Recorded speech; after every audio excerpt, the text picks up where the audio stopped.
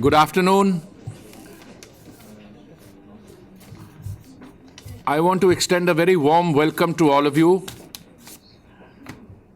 We are meeting for the second segment of today's public consultations, and this section is on terrorism, including issues related to ideology, identity politics, and organized crime. For those of you who are attending the ICM activity for the first time, let me just provide a little information by way of background. The Independent Commission on Multilateralism was established in September 2014. This is a 2-year project that seeks to look at the functioning of the multilateral system anchored in the UN and to see primarily whether it is fit for purpose. The ICM is chaired by Kevin Rudd, the former Prime Minister of Australia. It has an Eminent Persons Council attached. It has a ministerial group and an ambassadorial group in New York, Geneva, Vienna, and we are proposing to establish one soon in Addis Ababa as well. The ICM's approach to looking at issues in the multilateral system is through 16 thematic areas, and those 16 areas will soon be listed on the screen. Today we are meeting as part of a prescribed food chain. In each of these 16 areas, we get somebody to prepare an issue paper, which is then taken to a retreat, most likely in Green Tree, where it is subjected to intellectual onslaught by academics, permanent representatives, members of civil society. Based on that vigorous interaction, a discussion paper is produced.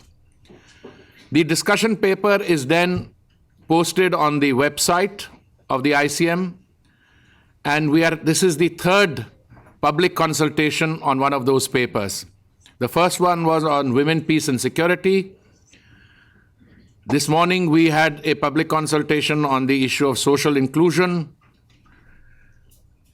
And now we are going to commence the discussions on the issue of terrorism, including issues related to ideology, identity politics, and organized crime. I'm very fortunate that we have a very eminent panel. On my right is Raimonda, the chair of the United Nations Security Council Counter-Terrorism Committee, or the 1373 Committee. This was established in the aftermath of the 9/11 unfortunate attacks here in New York. And I can tell you that the 1373 Committee is at the core of the UN's work relating to counterterrorism. That is a committee which does the norm setting. And I had the privilege of chairing that committee, and that's not the only reason why I think it's important. Because the UN's architecture on counterterrorism is a bit siloed, and that's a point we will come back. You have a 1540 committee which deals with WMDs and those related issues, a 1267 Taliban Sanctions Committee, and a 1373. But the fulcrum of that is the 1373 committee which does the norm setting, and that along with the CTED, the Counterterrorism Executive Directorate, that is where most of the work is done. But over the years, this has tended to proliferate and get somewhat siloed, but that's what we'll come back to. So a very warm welcome to you, my friend, to take time. She's also on the Security Council, but that's why she's chairing the committee, of course. But I'm very pleased that she's been able to make time because of the importance of this event. We're also very fortunate to have Dr. James Cockayne, who is the head of the United Nations University in New York. James has many distinctions to his credit. One of them is that he was a member of the IPI. And of course, he has gone on to greater and greater glory thereafter. He has worked personally and contributed significantly to issues relating to terrorism, including on organized crime in particular. So I'm very happy that he's here with us. And then my young colleague, Omar, who is the senior policy analyst in IPI. He's also what I periodically refer to as the workhorse. And both in the writing of the previous paper and this, we have all worked together, and Omar has shouldered a considerable part of the burden. Now, just by way of a comment, the importance of the public consultations is that member states have had an opportunity to contribute to this, the evolution of this discussion paper. They have also participated in the retreat, as indeed have some members of civil society. But today's public consultation is designed to throw open that process and get greater coverage in terms of voices from civil society and other stakeholders on the contents of the paper. The format we are going to follow is that I will request Omar to make a short presentation on the contents of the paper to help you recollect, or for those of you who have not seen the paper, to apprise you of its main content. After that, I'm going to invite my two panelists to address the paper, and then we will throw this open. Based on the interaction today and comments and feedback that we receive from the from on the net and from you today, we will convert this paper, discussion paper, into a final recommendations paper as part of the ICM's report. This will be one of the 16 chapters in the ICM report. So I encourage you to participate in this process. Those of you who wish to tweet questions, do so at #ICM 2016, or those who want to send some comments online, do so to my colleague Mughal at ipinst.org. The paper has been on the website for some time, and it's received 2,769 hits. So quite a few people have already read it. We've received some comments, but we will revert to those. Omar, you have the floor. Thank you, Hardeep, and good afternoon, everyone. What I'm going to try and do in my very short presentation is essentially highlight some key issues that the paper tries to address, along with the recommendations, the specific recommendations that it makes on the issue of terrorism, including issues related to ideology, identity politics, and organized crime. So in mapping the landscape, the paper first starts by addressing the many factors that drive and sustain today's terrorism. One of the key points is that today's landscape is marked by a shift from a purely ideological or ideologically driven violence to motivations stemming from ethnic, religious, or ethno-religious identity politics that manifests itself in exclusionary and unaccountable governance. In other words, where there is lacking social inclusion and participatory governance, extremism thrives. And this is precisely why we chose to have this public consultation on terrorism following our second issue area on social inclusion and effective governance. In other words, there are two sides of one coin. It's hard to pinpoint the exact purpose of any terrorist, as there are many factors, sociological, economic, and psychological.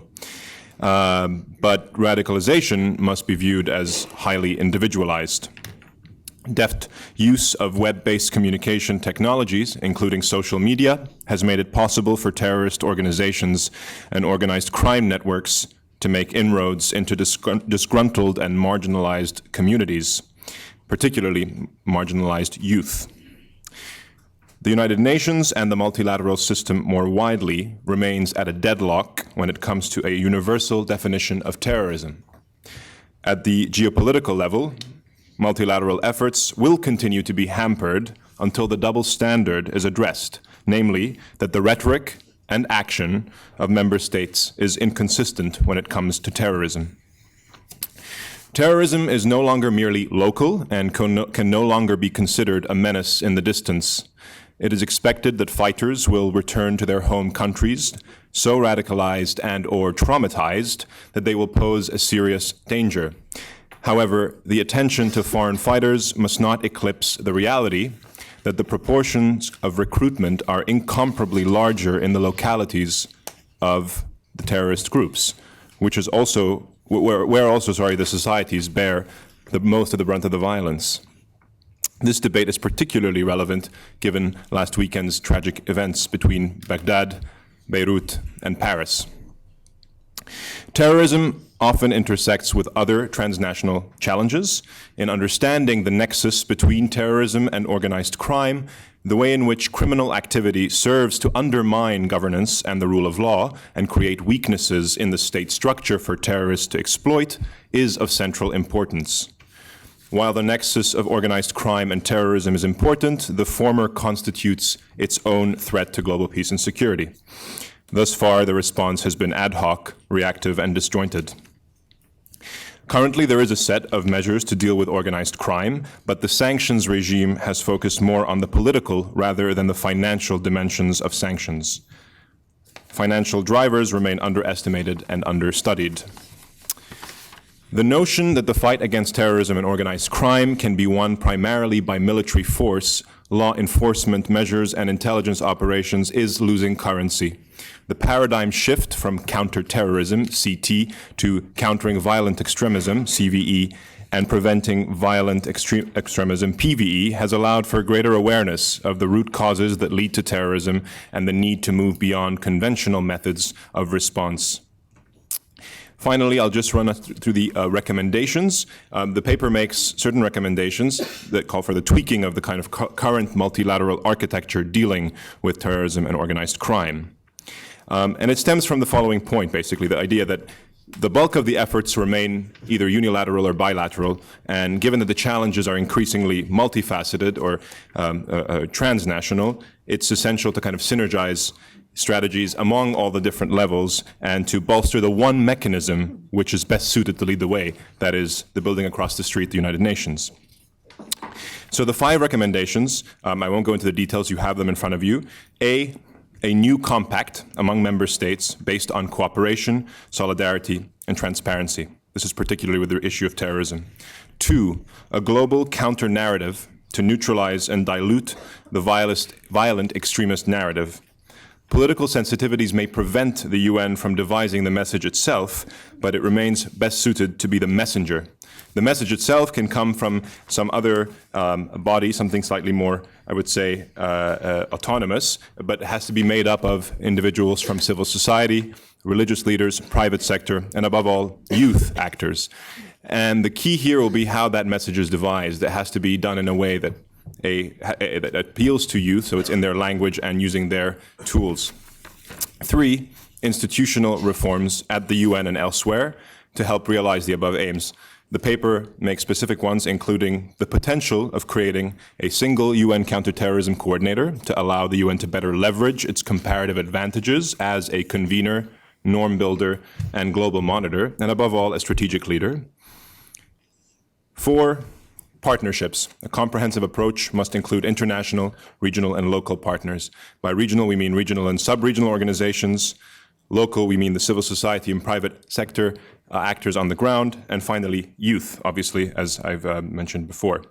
And finally, it calls for a global crime control strategy that would strengthen implementation of the Palermo Convention and its protocols, enhance coordination among the relevant parts of the UN family, and enable member states to engage a broader spectrum of partners, including regional organizations, the private sector, and civil society. Thank you, Hadi. Thank you very much, Omar, for presenting the main broad contents of the paper. I now hand over to you, Madam Chair. Thank you. Certainly, 2 years as chair of the Counterterrorism Committee doesn't make you an expert in counterterrorism. I have to admit that. It gives you certain kind of insights, but it's far from understanding the core and knowing how to go about things. And therefore, I think the remarks will be much more personal than, straight along the line of Counterterrorism Committee. Okay. I'll try. Thanks. Okay, that's unusual. as a whole, I think this discussion follow up on the work that you've done already is really most timely because again we have a succession of very recent events. As a reminder of the deadliness of the threat and its expanding geography, certainly Beirut, Paris in particular, I think reminded us that no matter where you are, you can no longer feel safe or ignore the threat. And this is what you already mentioned. The fact that we don't have a definition of terrorism to which the paper refers, I think should not be an obstacle in working together. It shouldn't hold us back. Because again, while we fight over definitions, things happen on the ground, and certainly I think it's not the way to go. It's losing precious time, which is really getting shorter and shorter in a way because they're victims in a much wider geography. The metastasis, the Hydra metaphors that you use in our paper, I think are very fitting because they reflect the multiplying directions and faces of a threat. While ISIS and Boko Haram may grab the attention for the moment because these are extreme acts of cruelty, there are so many more mutations that should not fall off the radar, particularly because they crossbreed, interact, mutate further. Therefore, don't get fixated, I think, and in a way, you look in the paper, don't get fixated on any one particular aspect of terrorism, but this importance of a comprehensive approach and a global partnership on combating terrorism, I think, is very important. A year ago, for example, a lot of talk was happening about KFR. Do we hear KFR today? How much do we hear about it? I don't know. As a whole, what I think is missing in the paper, maybe it just didn't come, is the issue of terrorism financing.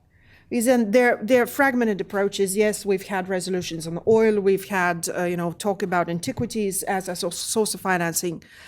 We have a number of instruments, but as we look particularly into the interlinkage between crime and terrorism, the major sources of financing are somewhere else. Timber, illicit trade in timber, cattle, illegal taxation provides for armed groups more funds in certain countries than gold or diamonds. Yeah, I think that makes you think. In the case of Al-Shabaab, it's been coal, as we all know, but also sugar, turns out. Coffee is used, again, by some armed groups to profit. Illegal poaching, wildlife. There's so many more of sources of financing, which current instruments, I think, that we have in terms of terrorism financing are unable to address or to stem. And I think, again, if we want to deal with terrorism, yes, military measures are important, but as you referred to in your paper, they're not the only instrument, and by far not the main instrument. You need a complex of measures, and stemming the financing of terrorism, I think, is an issue which is often overlooked. FTFs, it is, as I said, at the focus of attention, a huge problem as they joined terrorists in conflict areas and then returned. And certainly, if not stemmed, consequences are very hard to predict, especially as terrorism is becoming such an easy thing to do. You have online instructions how to create a bomb, where to get all the necessary materials for explosives. You have 3D printers that expand the arsenal of instruments terrorists can use. You can print, guns. You can print all kinds of things. IT innovations and advances are also becoming an easy tool for the purpose. They make our lives much more, easy and comfortable and safe and secure in many other respects. But in terms of, latest Paris attacks where they say they use PlayStation communication to encrypt their interaction, or encryption, which keeps our data safe, at the same time prevents intelligence services from gather information that could preclude terrorist attacks.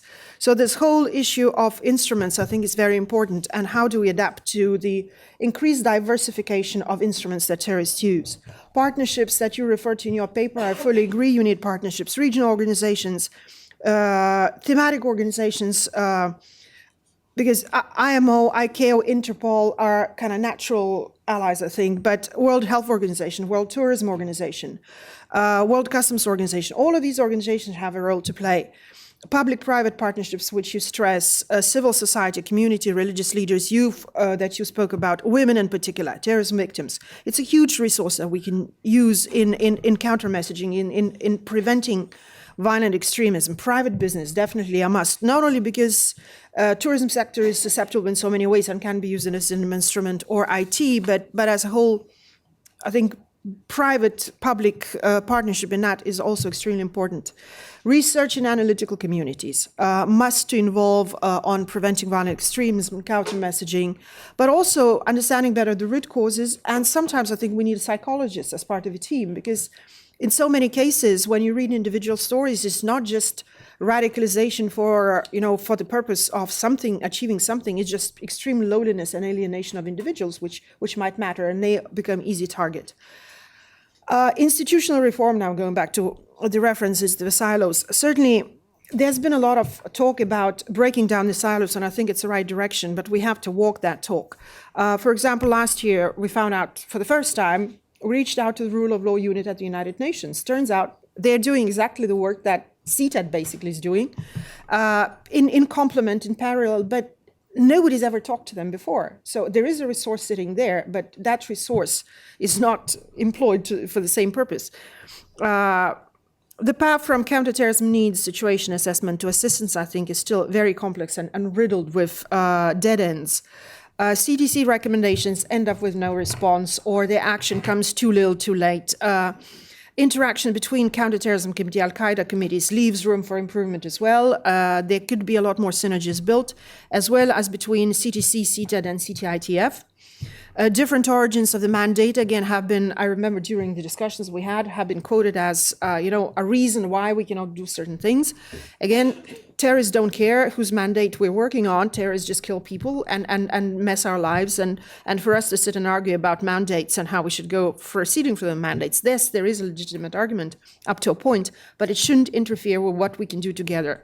Clarifying functions between the various bodies. And I think it matters also before appointing some high authorities, because I understand it's a good recommendation, but there's room, I think, to debate about having Mr. or Mrs. CT at the United Nations. It's a rather bureaucratic approach, I'd say, because what I think we need is a systemic approach, looking at what doesn't work and why it doesn't work. Adding another layer, adding another individual may not necessarily make the system work. If we look at the current system, you could see individuals who could perform the function.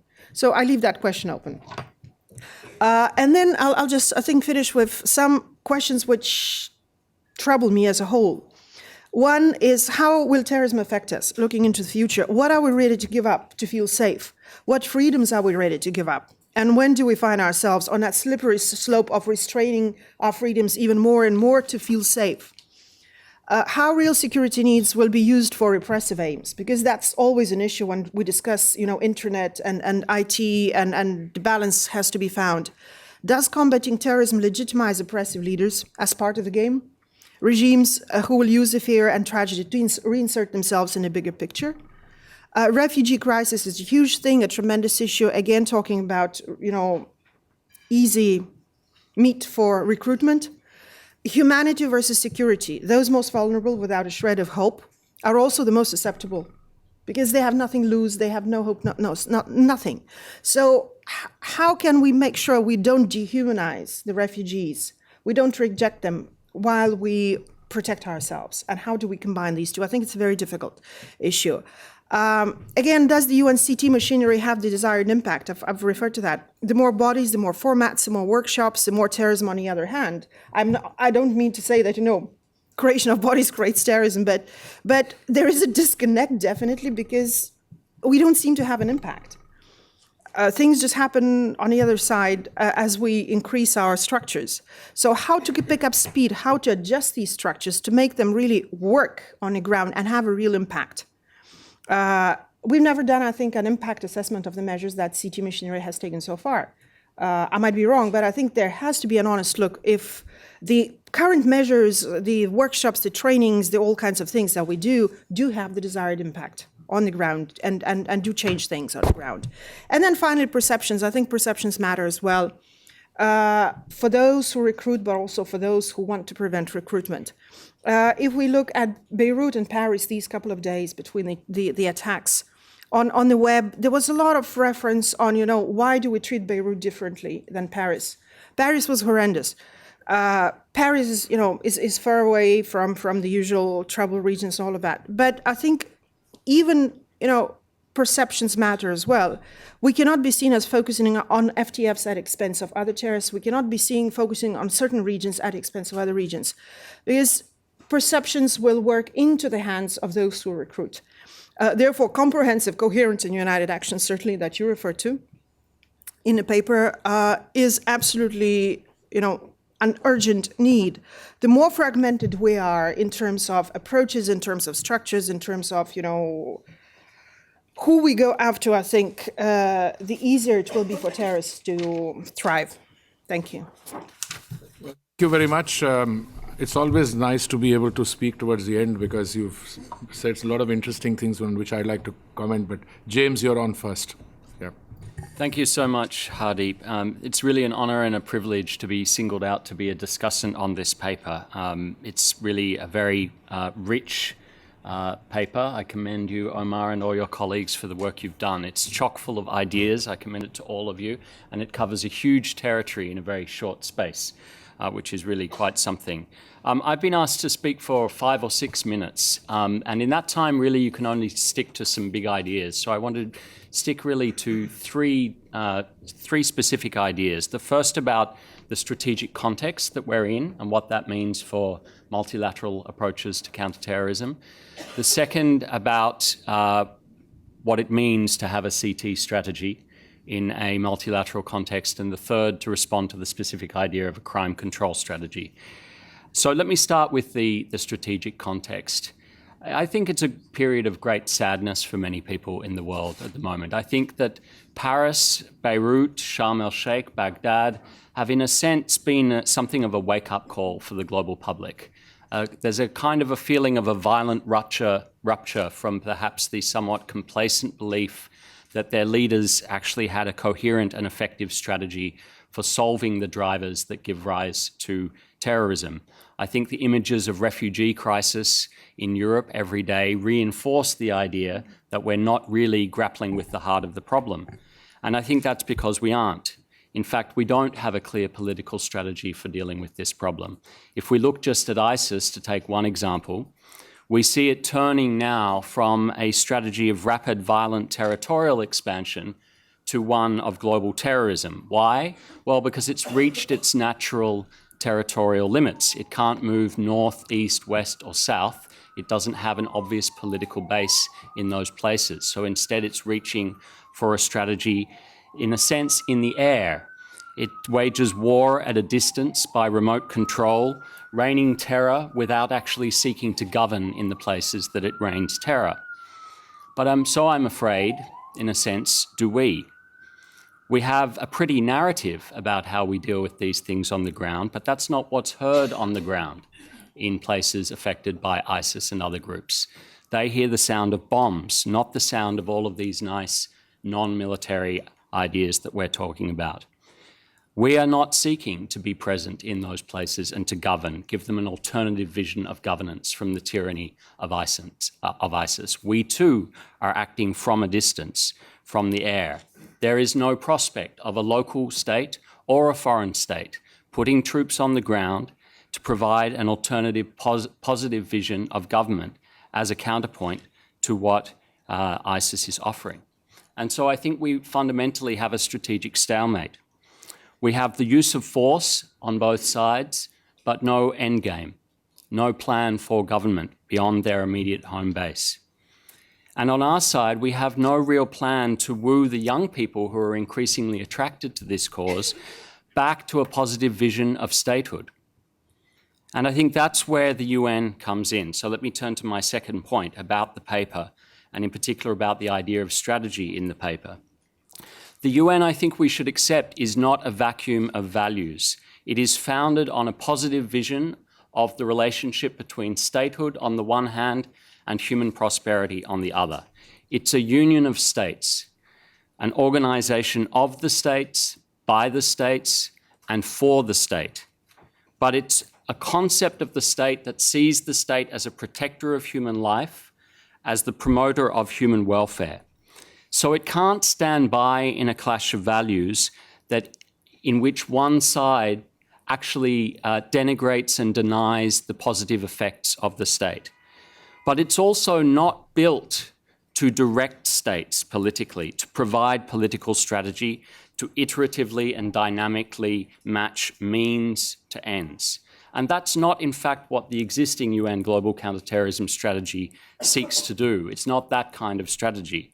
It's more of a vision statement, a wish list. It's a remarkable feat, particularly given the political context in which it was achieved between 2003 and 2005. But it's not that kind of strategy, ultimately. And I think we see this in the tension in the paper between the idea of top-down strategy coming from the UN to the membership, to private actors, to civil society, and bottom-up counterterrorism and countering violent extremism.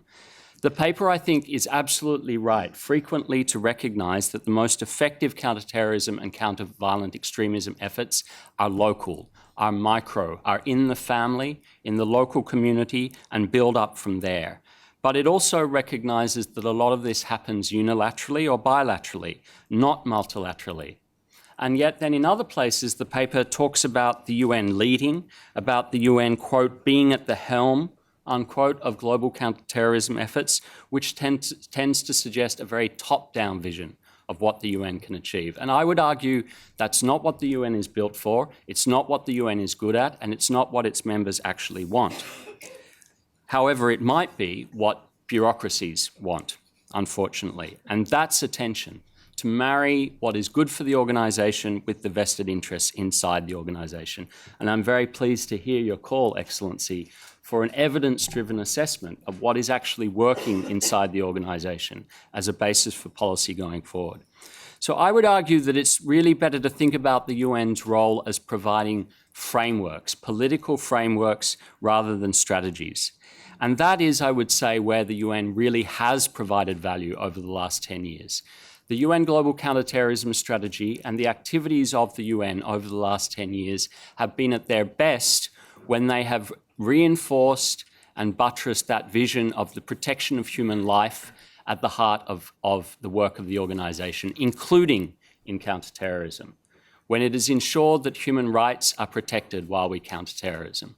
When it is ensured that counterterrorism does not provide a cover for states to repress their own peoples, but actually for a dialogue between states and their societies about their governance needs and about inclusion. So if we're going to talk about greater centralisation, and in the paper you kindly pick up an idea that I and colleagues, and I see Noreen Fink at the back, several colleagues when I was at the Global Centre for Cooperative Security, this idea of a centralised CT coordinator, if we're going to think about that idea, we mustn't see it as somebody who can create the strategy that we ourselves haven't been able to come up with. We have to think of it more as a conductor than a composer. This is somebody who is there to conduct the various instruments within the UN orchestra and make sure they're playing to the same song sheet. But ultimately, it's up to the member states to write the music and deliver the song sheet. And finally, let me come to the question of how this relates to crime control strategy. There are lots of good reasons, I would say, to look at these topics together. There are interactions between these types of tactics on the ground. The lowering of costs for organising and deploying violence work in favour of groups with both types of strategies. Both of them involve non-state actors promoting visions of governance that don't necessarily involve traditional state-based political power. But I would also argue these two phenomena are radically different at a strategic level. Much contemporary terrorism rejects statehood and Westphalian sovereignty altogether, whereas organised crime frequently co-opts and works through the instruments of statehood. And that fundamentally changes the multilateral politics, because there is a consensus amongst states that terrorism, however we define it, is a capital B, capital T, bad thing. There may be a consensus that organised crime is a bad thing, but a lot more states are a lot more deeply engaged and involved in the activities that some other states would describe as organised crime than we might at first be prepared to admit. So the multilateral politics of coming up with a strategic framework for dealing with organised crime, I would say, are actually much more complicated even than on terrorism. So while I think there is value in the idea of a global crime control strategy, we would need to be humble about it, and it would require, I think, a period of great consultation, in particular with member states, and with the communities who are ultimately affected by these activities, even rely on these activities for their livelihoods, that we are choosing to label as organised crime. Because ultimately that is the key strategic point that I think we have to think about in relation to both of these phenomena. Yes, the organisation is here because it's an organisation of states, but ultimately we serve the interests of the peoples, we the peoples, and we have to marry our service to member states with a positive vision of life for those peoples in the future. Thank you. Well, thank you very much, James. Based on what the chair and of the 1373 committee and you have said, I'm tempted to reformulate this discussion into a somewhat simplistic, into more simplistic terms. My first comment, therefore, is if you look at the history of the last decade or more, one conclusion that stares one in the face is that every act of terror by whomsoever committed results in a counter-terror CT response that in turn results in further violence, and that process has gone on, if you like, now for a considerable period of time. So how do you make an evaluation? As far as I'm concerned, I've watched this from a purely Indian domestic perspective. I watched this as part of the human rights and terrorism debate when I was in Geneva as permanent representative. I watched it in the post 9/11 and then in the CTC. Again, I think what we are facing is a very fundamental paradigmatic shift. Issues relating to terror financing are important, but I think there's a more fundamental issue, Madam Chair, which I would like to submit to you. The traditional paradigm in which we were looking at issues relating to terror and terrorism were that the entity was largely invisible. The terrorist committed an act and then disappeared. I think Al-Qaeda on the Arabian Peninsula demonstrated for the first time that the terror entity could hold territory. Now we are into a further evolution of that. The terror entity not only holds territory, but also has pretensions of and has demonstrated a capacity to run the institutions of a state. And therefore, what you see happening in the case of the ISIS and what's happening in parts of Iraq, Libya, and Syria is that phenomena. Now, Al-Shabaab, yes, it was raising tax revenues. It was running the port of Kismayo and where coal and timber and all these things. But you're now addressing a far more complex phenomena where the institutions of the state are available to the terror entities, whether they're oil revenues or etc. And the issue of recruitment, both in terms of the push factor and the pull factor, have become far more complicated.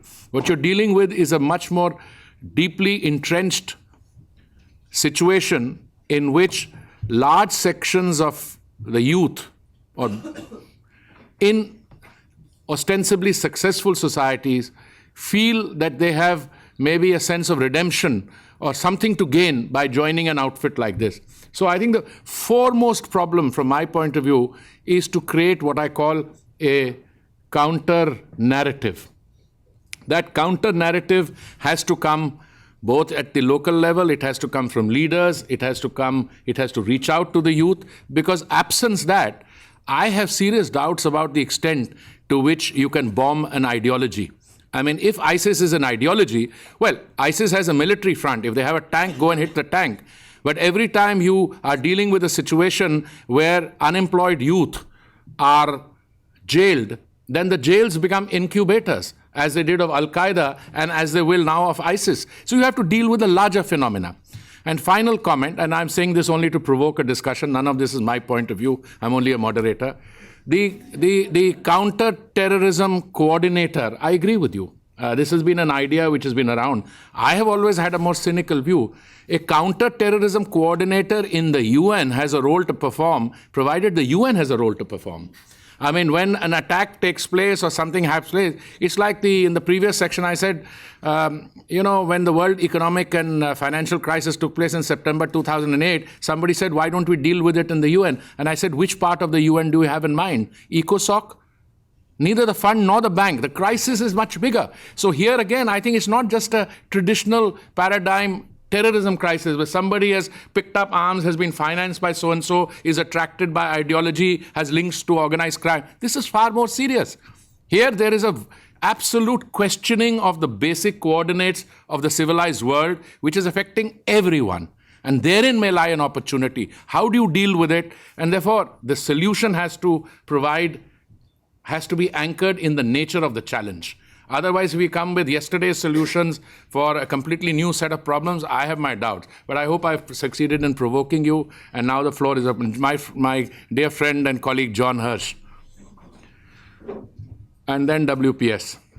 First of all, thank you all very, very much. I think it's a really important report, and I thank you, Madam Chair, and James and Hardeep for your comments here.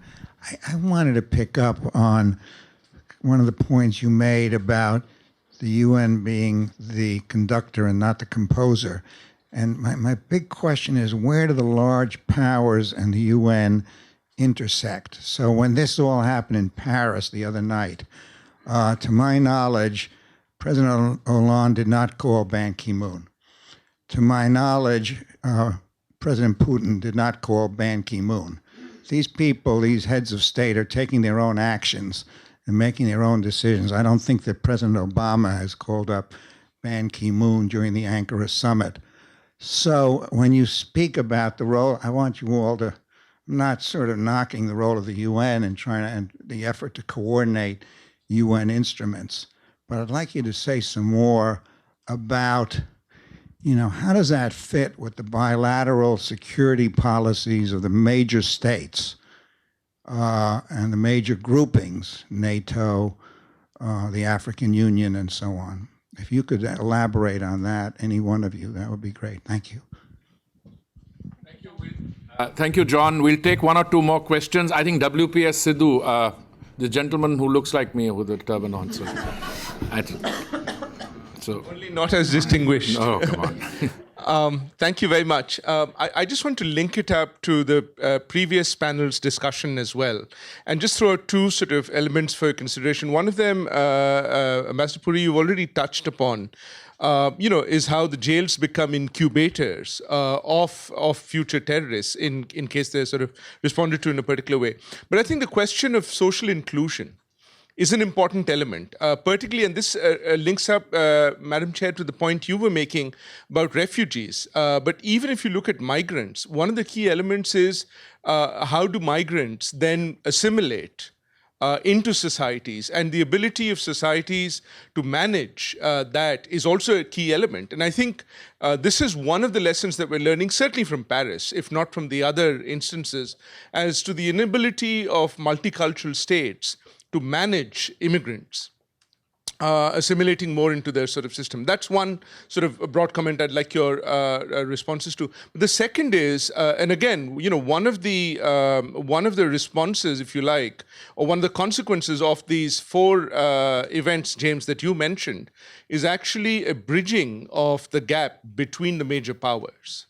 Of Russia and France actually now starting to work together on counterterrorism as well. Now, this may be, too little, too late, but is there something that can be used there to build up on or to address other broader challenges on counterterrorism? Thank you.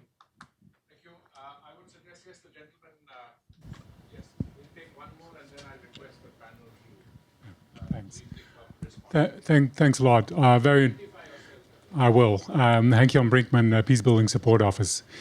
I have some doubts about the global narrative. I think this is, in most likelihood, not going to be effective. And this is actually something that Scott Atran, a very distinguished scholar who actually briefed the Security Council when Jordan held an open debate on countering violent extremism. Very much is convinced about. There is a sense of, I think, among young people who join these organizations, a lack of belonging. It has to do with exclusion, socially, economically, culturally, politically.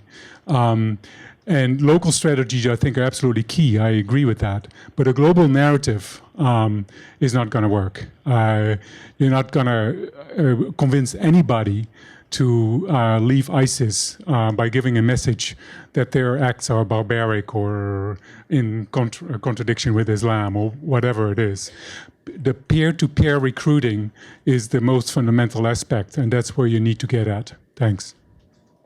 Well, thank you very much. Can we start with you, James? The three questions, one from John, fairly clear question, then from WPS, and this question about a global narrative. Would you like to, on any one of them, on all three of them, just brief?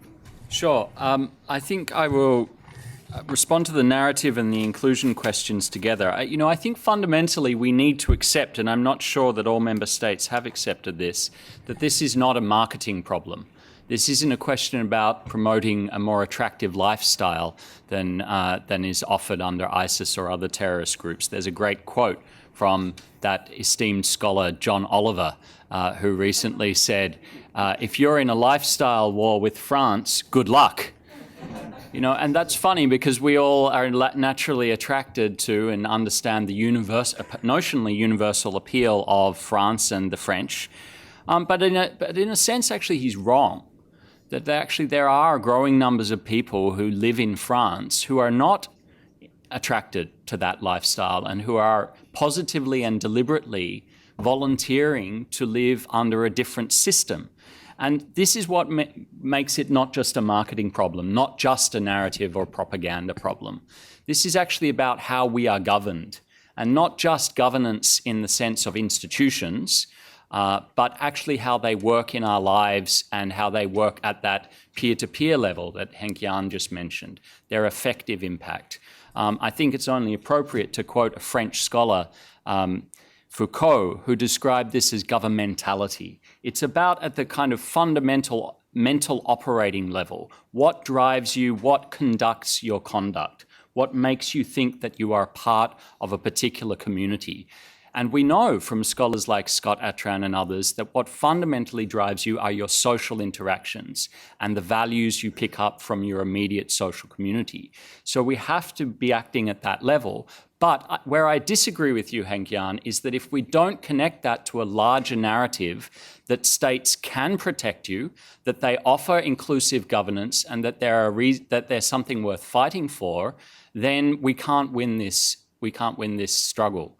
And I think the role of the United Nations is not necessarily to work at the peer-to-peer level. We're not very good at that, frankly. I think our role is probably at a higher level about what it means for states to act responsibly and to provide a genuine prospect of an enjoyable life for people in the future. Now, how does that connect to John's question about well, really, do states care what the UN thinks before they act in these circumstances? I think that there are two roles for the UN to play in those circumstances. First, the UN has always been a forum for discussing and considering how states use force, sometimes for authorizing it, and in other cases for ensuring that it is used in a manner that the Society of States finds acceptable. That remains incredibly important in this context. But second, and this comes back to my earlier point, what comes after the use of force? We really have not answered that question with a group like ISIS. At the moment, we're still thinking about who do we bomb. The United Nations has a fundamental role to play in helping states figure out how we put that use of force in a broader strategic political framework. Because if we don't have that framework, it's just bombing. Would you like to go next? Or? Maybe very briefly, with regards to the UN role, certainly there is a very important role that UN does play, which may not necessarily be linked to the moment of tragedy. What UN needs to do besides the norm setting, I think, and what it's doing to a smaller, greater success, and that's an open question, is guiding day-to-day activities in a way, providing assistance. If we look at the counterterrorism machinery, certainly with CTED, what they do is regular country visits and assessment of a country's capacity to withstand terrorism, to withstand terrorist attacks. You have full assessments of capacities of the countries and capacity gaps in terms of, let's say, border controls, in terms of judiciaries, in terms of penitentiaries, in terms of finance flows, security services, all of that, which provides a picture. Once you have the picture of the gaps, you can certainly know where to go on what kind of assistance to ask. And I think that's where, for me at least, that's where I find some issues with how the UN system responds. Because if we make, 100, well, it's not that many, but 13, 14 assessments per month of a country's situation and needs that a country has in terms of assistance, and then we don't deliver. So what's the purpose of having 193 perfect assessments of a country's needs if what helps to fill the gaps doesn't come soon enough? I think that's where UN has a huge role, to make sure that assistance to countries comes soon enough, early enough. I keep telling your story of our trip to Niger, for example. We were in Niger for the first time, special joint high-level visit, a mixed one with African Union representative Sahel and CTC CTED. And while we were there was an attack on Niger's soil for the first time ever by Boko Haram. We do the assessment, and we see the tragedy happening for the first time. The country is being affected, attacked. What do we do after that? I mean, it's been almost 10 months now, a little bit less, but what kind of assistance or what kind of advice have we offered to that country? I'm not sure we have offered any. And that's what worries me, because the role is there. The question is, how do we deliver on a systematic, regular basis? Because on that systematic, regular delivery depends a country's resilience and ability to withstand at least some kinds of terrorist attacks. And I think that's where we need a lot more improvement. With regards to the narratives, we had an interesting discussion in CGC earlier this year with the network of research that we've created on the narratives and counter-narratives. And it was notable that the researchers were saying that there are as many narratives and counter-narratives as there are recruits or candidates for recruitment. So the work on counter-narratives is extremely difficult. There are rarely two identical stories why people go and get recruited and join ISIS. And therefore, the job is extremely complex. And local solutions probably are the best solutions. But that doesn't mean, as you said, that we can provide certain general guidelines. And we can provide, as the United Nations, I think, a very strong basis for respect for human life, but also respect for human rights and governability. And in that sense, the question that you referred to, the social inclusion and all of issues, I think matters a lot. We have the SDGs now, 2030 agenda. Whichever aspect we take of 2030 agenda, if all of that is implemented, that will have an impact on the ground. Thank you very much. John, irrespective of whether the presidents of France and Russia called Ban Ki-moon before taking any action or not, in my limited understanding of the functioning of the system, you can use force only in one of two conditions. One is either in self-defense or with the authorization of the Security Council. So if they didn't call Ban Ki-moon, they should call Ban Ki-moon. The issue here is you are using force ostensibly against an enemy, but that has to be confined within some accepted rules of the game. And I would be very worried if a large number of countries decided to take unilateral action and use force, and you didn't know where it all added up. I mean, in fairness to President Putin, he's commenced military action in Syria at the request of President Assad. The others probably don't think it's necessary, or there is an implicit understanding it's a separate issue. But I don't think this in any way diminishes the role of the United Nations. If anything, it makes out a case, John, using your scenario to get the UN to play a bigger role. How that is to be played is a separate discussion, and I agree with you. The gentleman who talked about a global narrative, you do need a global narrative for the simple reason that you can have an N number of local situations, but they add up. I mean, in the case of France, you may have people, several million people who think that they have a French standard of living, but feel alienated and feel that they don't belong to that system. But that is part, again, of a larger narrative. And here this discussion, I think, is flawed or maybe a little disadvantaged because we have not taken into account that much of what has happened is post-2003 Iraq, a seminal mistake with the benefit of hindsight, and 2011 Libya, where we have had a situation where there has been use of force and the arming of rebels simultaneously to create a particularly volatile situation.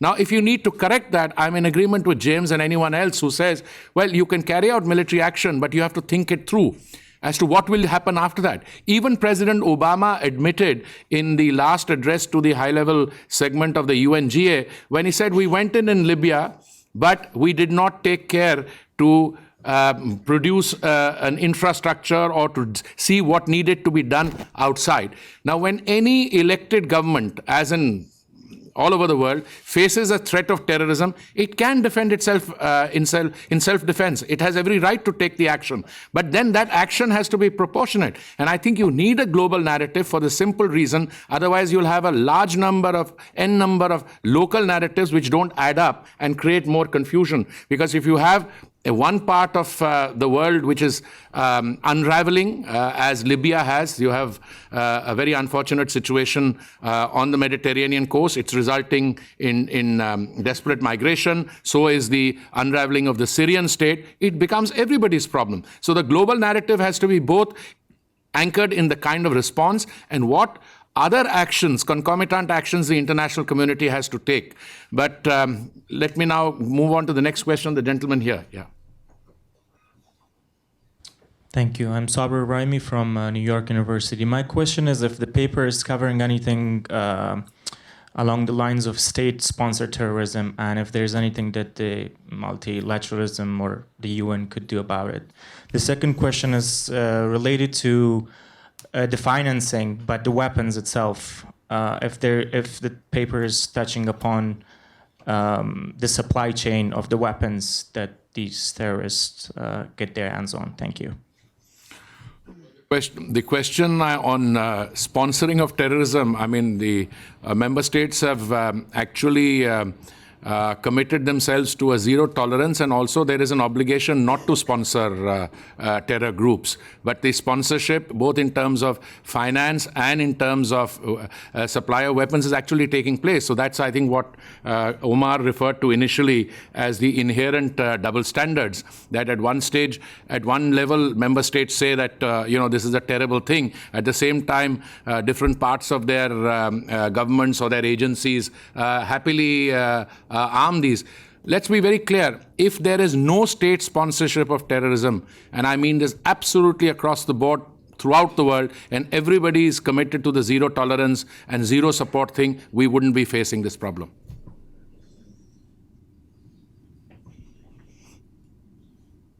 Yes, please.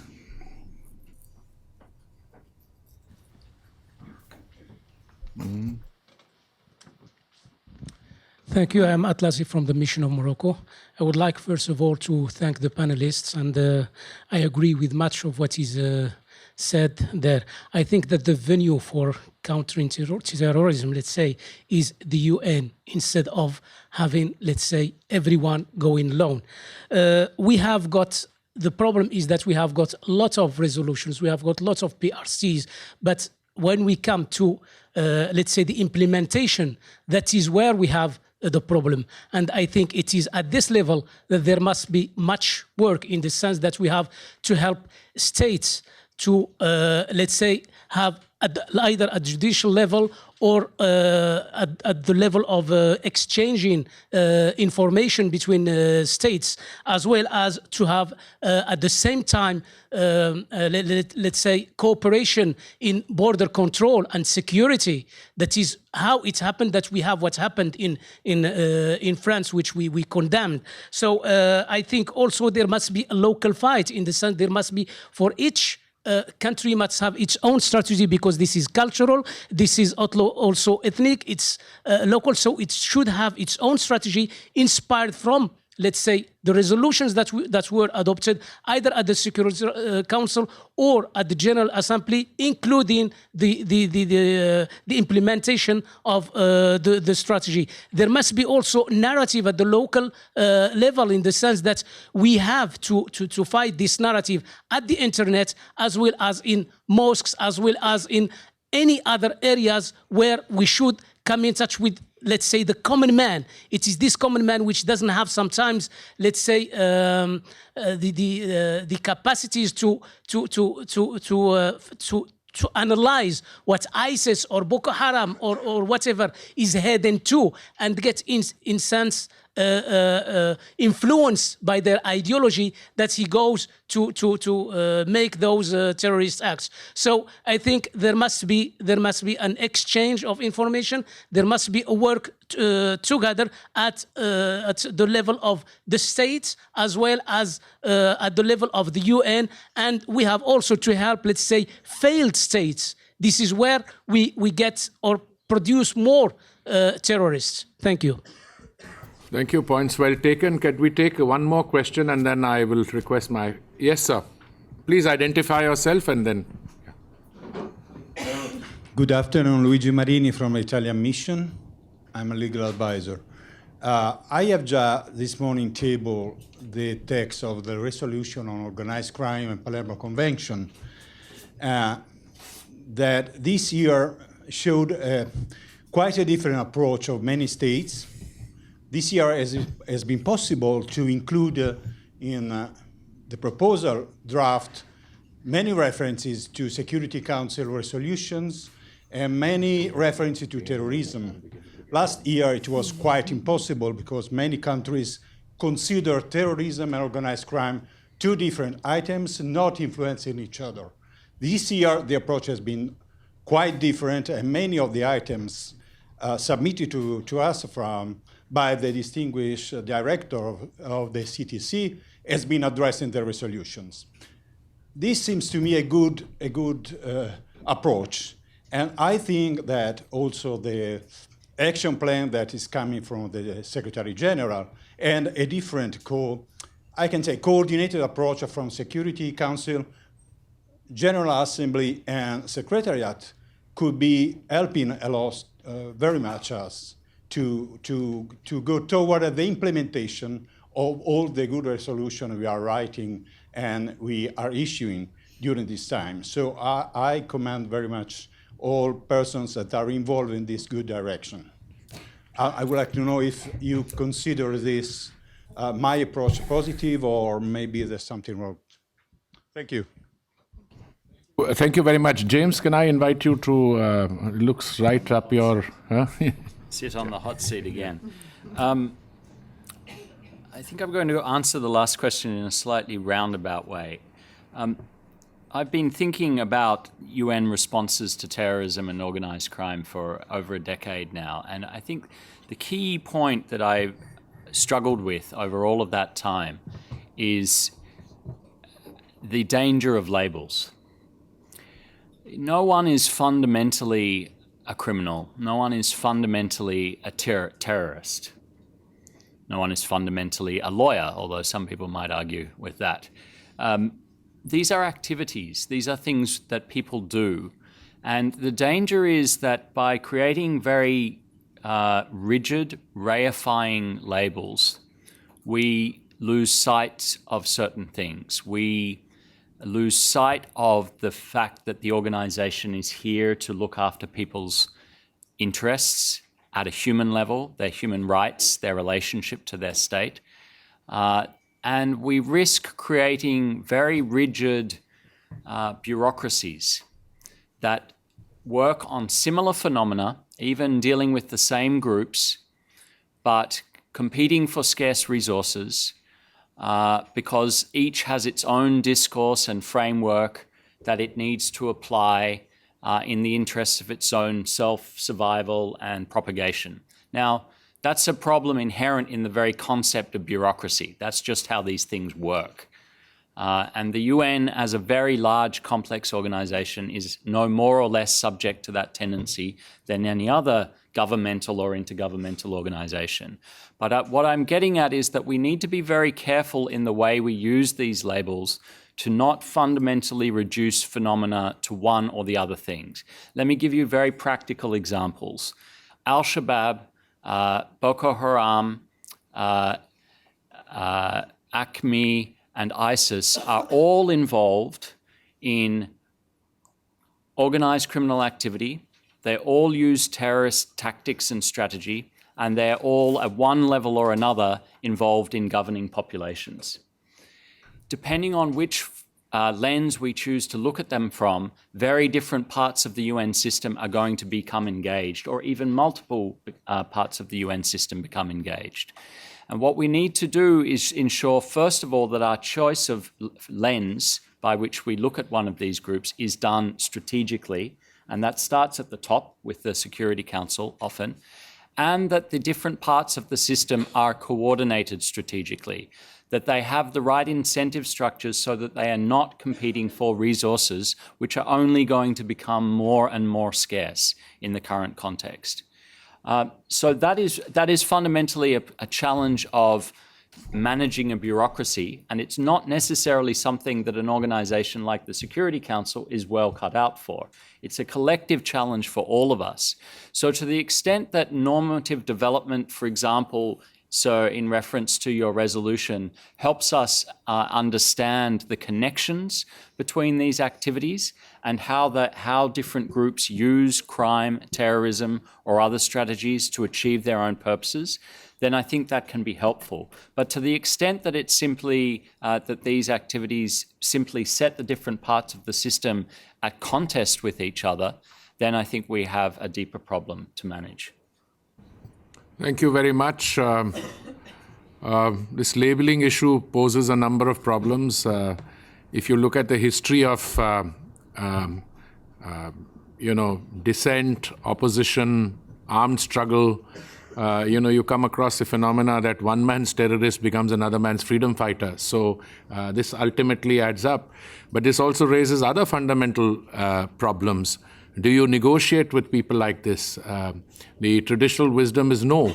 At what point do you start acknowledging this? But at the end of the day, it's a part of a very complex phenomena.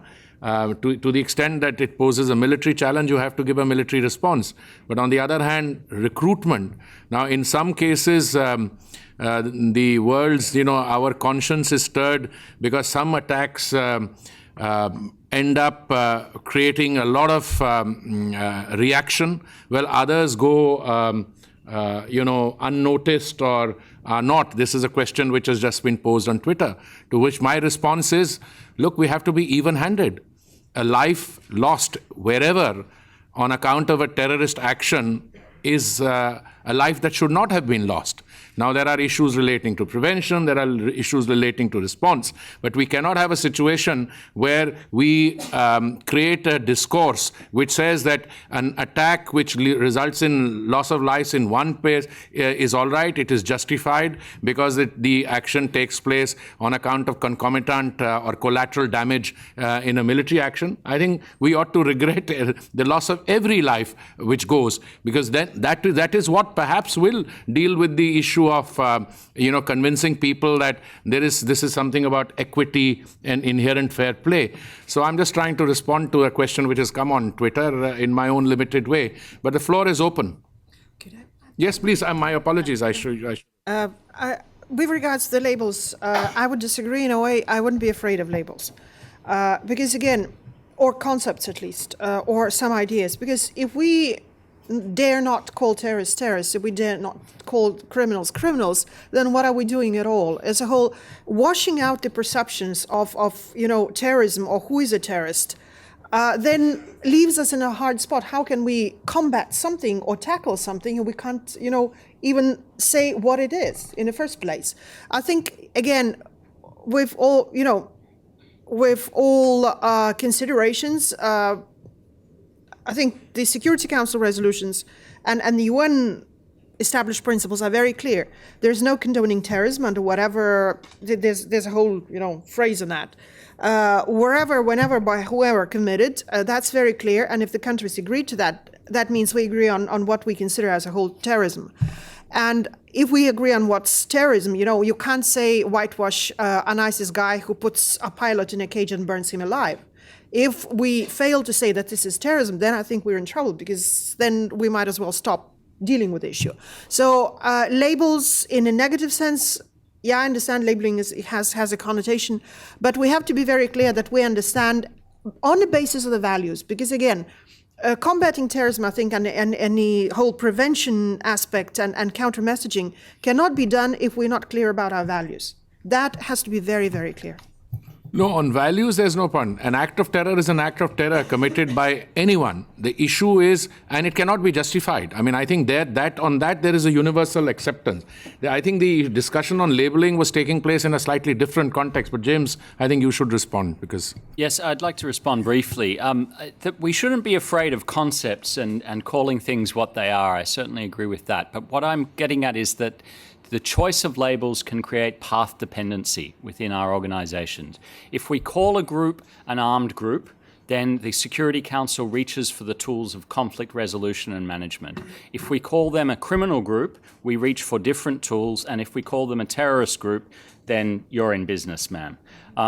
And which path we go down at the beginning has very significant consequences, and we have to be very careful that we understand exactly what those are and that we're not having unintended consequences. And let me give you an example.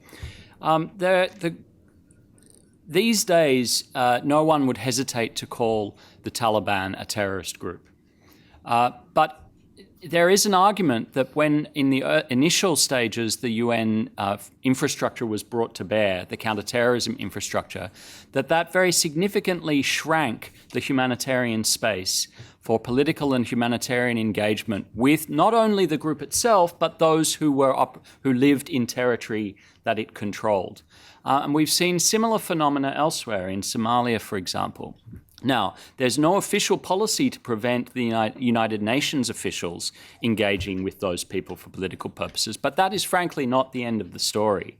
The counterterrorism label has had a serious, and this is very well empirically documented, a serious chilling effect on engagement by legitimate non-governmental actors for humanitarian purposes with organized armed groups that have been labeled one way or another by states bilaterally or unilaterally or by the UN as terrorist groups. And I'm not sure that in reaching for that label, we have always understood well the unexpected, unintended, negative consequence of shrinkage of the humanitarian space that comes from the use of that label. There are positive benefits that I'm not spending time on that come from the use of that label, including that we may be able to restrict financial flows and so on. But the choice of label has very complex consequences, and we need to think carefully and deliberately before we pick a particular one. If I may respond to that, I think the problem again is not in the label itself. The problem is in the way the UN works. In the CTC, at least, what we've tried to do under our own chairmanship was to engage humanitarian actors. To talk to them and to see what the issues are, how it's restraining their work, what impediments are coming. I think these issues can be clarified if we engage properly within the UN system. Again, if the UN system does engage, each part doesn't talk to the other, then the problems occur. It's not labeling itself which creates the issue, but the lack of coordination and the lack of interaction within a system, which works in that. That's why there's this cri de coeur about the silo mentality, which needs to be broken. Thank you very much. That's, I think, yes, madam, I will take another 2 or 3 questions, and then the gentleman at the rear. First, the lady here. Please identify yourself and, yeah. Hi, my name is Terry Ann Hurley, and I'm with an arts organization, the Metropolitan Opera, and it seems that you haven't really discussed anything along the lines of the Mental Health Convention in regards to these issues. I have a background in special education, and anything involving terrorism is like an acting out behavior. I'm going to throw a bomb because I don't know how to verbally express myself. And I know that there is some sort of an organization called War Child that would go directly into conflict areas, and it sounds a little odd, I guess, but sometimes working with crayons and pastels and trying to calm down the children in these places helps the situation. There is nothing in regards to mental health issues, especially when it comes to these areas of conflict that have been experiencing extreme conflict for 15 years. And I would like that question to be addressed. Why mental health is not associated with the concept of terrorism? Well, thank you very much. I'm very grateful to you on behalf of the panel and the ICM for bringing this to our attention. And I'd also welcome you to send us a paragraph or so on how mental health related issues become very central in settings which have prolonged conflict. And I totally agree with you. Many of these senseless acts are actually committed by people who have got unhinged from the normal civilized discourse which normal societies have. I mean, if you see your next of kin killed in action, or if you have high levels of deprivation, and if you are suffering from mental health in a clinical way, yes, absolutely, that's very relevant. We'd be very happy to put in a paragraph or more material. Please guide us to it. You must appreciate when we write a paper, there is no ready-made.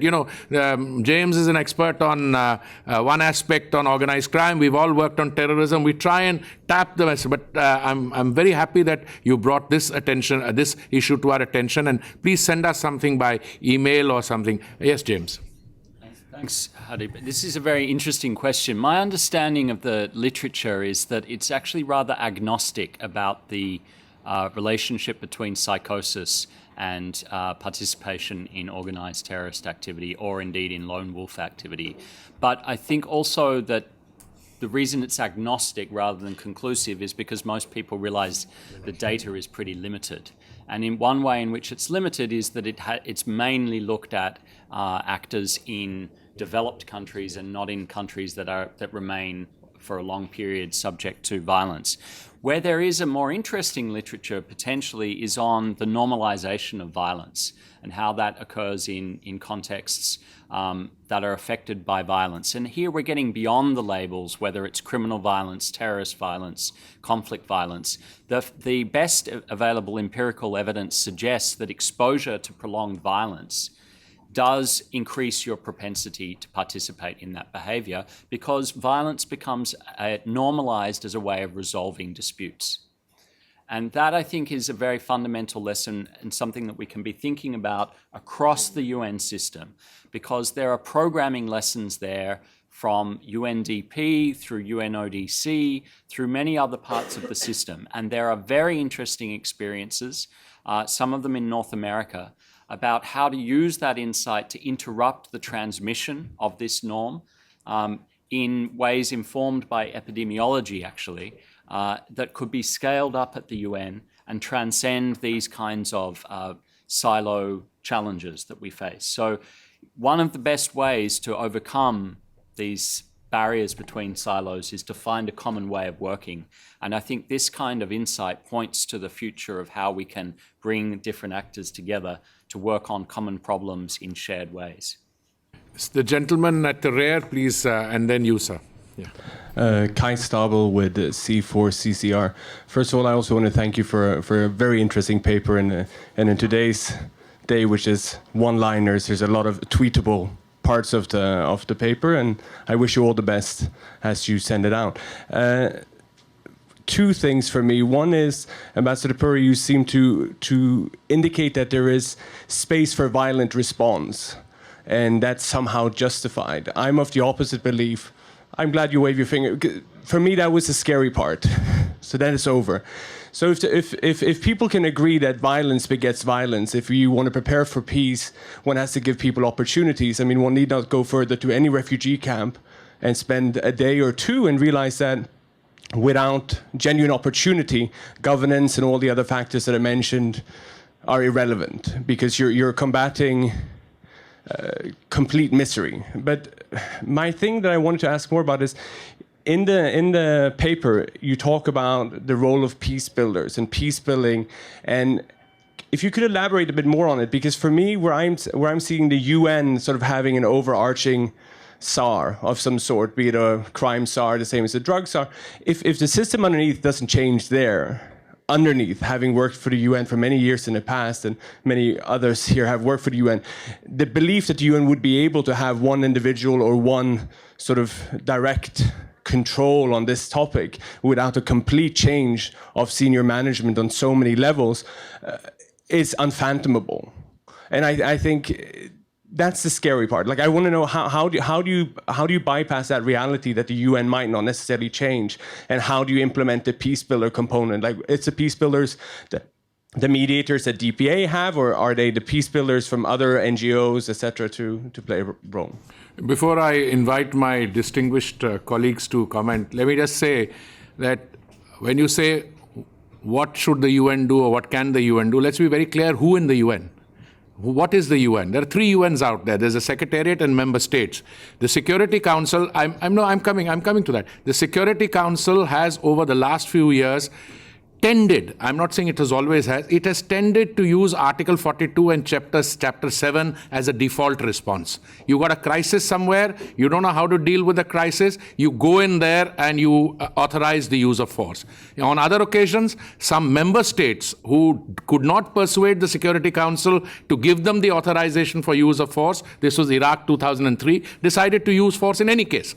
That is what I meant. I said that is, once you unleash violence, then you can be absolutely sure, whether you like it or not, you will get a response which is equivalent, if not more severe in kind. That's what I meant. And today, what we are facing in terms of the unraveling of the Libyan state or the Syrian state is precisely because use of force accompanied by the arming of rebels was not handled correctly. That's my limited point. Insofar as what the UN can do, I totally agree with you. It is a question of requiring a massive fundamental mindset change. The UN can do a lot. It can concentrate on prevention. You talked about mediation, conciliation, etc. It can actually, but for that you need to divorce yourself from the political interests of the individual players to something which is the systemic requirement of peace and security. That's my limited comment, but my 2 colleagues.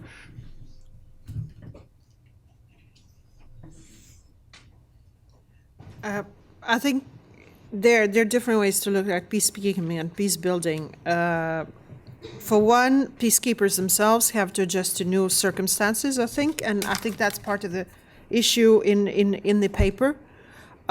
Peace building traditionally was considered as a rather static service on the ground to protect to interfere between warring parties, to separate them all. With the increasing humanitarian crisis, internal conflicts, there's a lot more on protection of civilians in terms of focus. But protecting civilians becomes increasingly difficult because the actors around, the warring actors around, are diversifying. And for example, in the case of a mission in Mali, peacekeepers encounter terrorists which are attacking peacekeepers, and you have to, troop contributing countries which are sending peacekeepers out certainly have huge concerns whether their peacekeepers will be safe on the ground as they perform the protection service. So on the one hand, you need change in how you train, how you equip, how you to prepare peacekeepers to act on the ground on behalf of the civilians, in protecting civilians while protecting themselves. That's one side of the, I think, the whole picture. Another side certainly is the other aspects of the mandate between protection of, besides the protection of civilians, rule of law, human rights aspects, and all of that. And I think that's where groundwork is being laid for state building in some cases, in some dramatic cases, but also of introducing certain norms and rules through the various programs that are being implemented. For example, the rule of law matters a lot, because if there's lawlessness, there's nothing you can do. So establishing certain basic rules, introducing certain basic principles of rule of law, of accountability, of respect for women, of respect for children, of protecting children from violence and recruitment is essential. And that's where peacekeepers and peace builders can do a lot of work. Thanks. Kai, very nice to see you. You're someone who's deeply committed to non-violence, and I think your question, in a sense, is motivated, if I understand you correctly, from that place. That The organization is funny in this sense. I mean, it always was funny. It has non-violence in a way at its heart, but it's not actually baked into the Charter explicitly. What's baked into the Charter explicitly is the pacific settlement of disputes and use of force in the last resort in order to minimize violence, is the way I would put it. Partly because it is an organization of states, and states are founded on coercion and the monopoly of coercion, ultimately. But I think your question also comes to a really difficult issue that the organization is wrestling with, and that's the question of how we deal with, in the field, with groups that target the organization or target civilians for terrorist tactics. Should we be looking to use force to deal with them, even in the last resort in that situation? Now, the high-level independent panel on peace operations gave a very clear answer to one piece of this question, which was that we should not be actively deploying peace operations to use force offensively to deal with these organizations. I don't think that necessarily resolved the question, though, for the membership. As a result, because there isn't clear guidance from the membership to actors in the field, I don't think it's resolved the question for actors in the field. And also what it doesn't speak to is the very significant grey areas that the organisation operates in the field. For example, we've done some work this year on the impact of violent extremism on DDR. And I think my colleague Franziska Seithaler, who's been working with us, is here on that. If you have questions on this, please feel free to ask her afterwards. The point here is that on the ground, DDR is often driven by national actors. And if they decide to use a DDR framework to go after, as in the case of Somalia, a group that is actively engaged in combat, then DDR has moved a long way from its traditional foundations of coming after a peace has been agreed. And instead, it's being used to undermine the support base for an organization involved in combat with the state. So it's not the use of force by the UN, because it's not the use of force and it's not by the UN. But the UN is providing support to nationally led operations that are targeting an organization. And those are the kinds of difficult areas that the UN operates in every day in the field. And what is needed is a more nuanced understanding of how principle can guide decision-making in those contexts so that violence is minimized in those contexts. And that has to come ultimately from the membership. Working with the experts in the UN, working with the Secretariat, the agency's funds and programs, but ultimately because the organization is an instrument of the membership, the political guidance, the political framework has to come. Now, where does the czar, the conductor, come in? Well, I think you need somebody to help facilitate those conversations and to ensure that the policy is adapting to new realities and that it's being implemented faithfully in the organization. It doesn't mean you can fundamentally change the culture within the organization overnight, but the organization has a remarkable degree of resilience and a remarkable ability to adapt to new circumstances.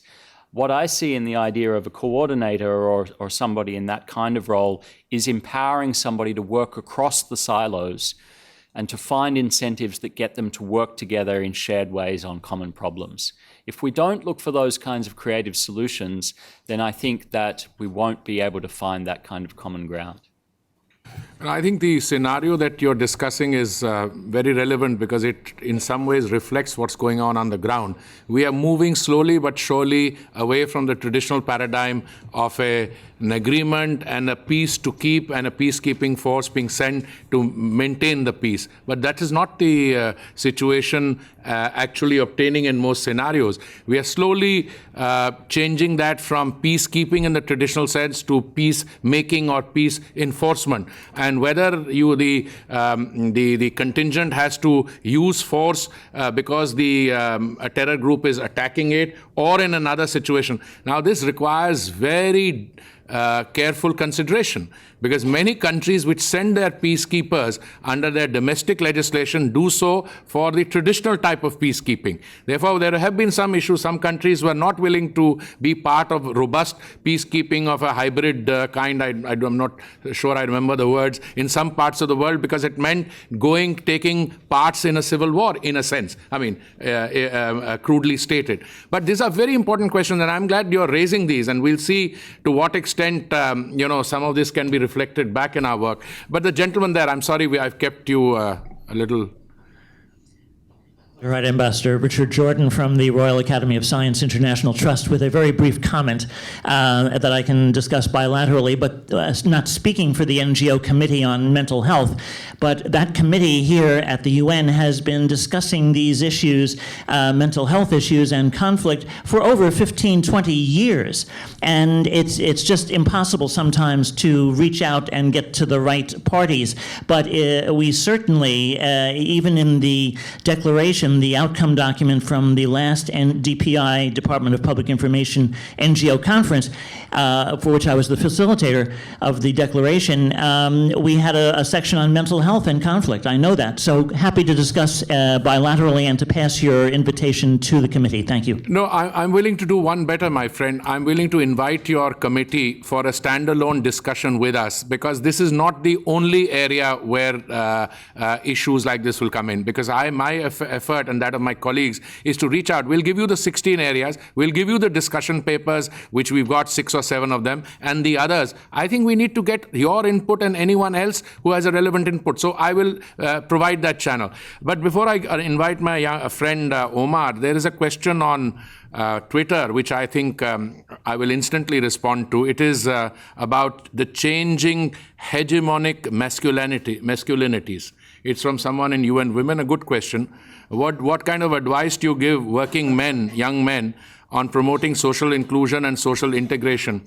In the previous section, I talked about not only dealing with SDG 16, but also 1325, women, peace and security. And all I'd say is that this whole discussion would be far more meaningful if you followed more of the kind of advice that you want us to give, which is he for she. Let young people and not so young men realize that women's empowerment, gender, involvement not only in peace and security, etc., but we have much more socially inclusive and stable societies if we look at some of these questions, gender and women's empowerment, and factor those straight away into our work, including on terrorism and all the related issues, because these are extremely relevant here. Omar. I'm wary of time, Hardeep, so I'll just be very brief. I just wanted to say thank you to all of our participants here this afternoon, and particularly to our esteemed panel for the great ideas that we will do our best to actually incorporate into the paper. Just 5 points from me, commenting on things very briefly. First is, James, definitely the issue of political frameworks over strategies will be a fundamental thing to keep in mind as we redraft it. That's certainly where the UN should head. Your Excellency, thank you for the idea of an evidence-driven assessment, a kind of audit of the CT machinery at the UN, because I think that should be the first step in determining whether or not there is any merit in the creation of a CT, czar coordinator, etc., or any other reforms that the UN chooses to do. The third, I think the gentleman who asked the question on state-sponsored terrorism is no longer in the room. However, it is the elephant in the room, and that is a key a component of this report. But frankly, the arming of rebels and terrorist outfits is a tale as old as history itself. But if there's one forum that can address it, I think it is the UN, frankly, because that is one of the only convening platforms where such a discussion can be had. On the question of perception, aftermath, I was sort of inspired by this question, the first question we had from Twitter, about ignoring some attacks over others affects perceptions of what world cares about, affects recruitment. That was kind of the iteration. What do we do about that? And that's a very good point, because if I wasn't depressed enough after watching the news, what was happening in Paris, just going on Facebook depressed me for the rest of the evening. The debate that erupted on Facebook, and just looking at that polarization about how the world was perceiving these issues differently. Who can do what on that? Well, it comes down to Facebook, because frankly, the app that was created instantly on whether you could mark yourself safe in Paris, that was very useful for people who live in Paris and people who have friends and family there. But everybody in the Middle East was commenting on the issue of what about Beirut?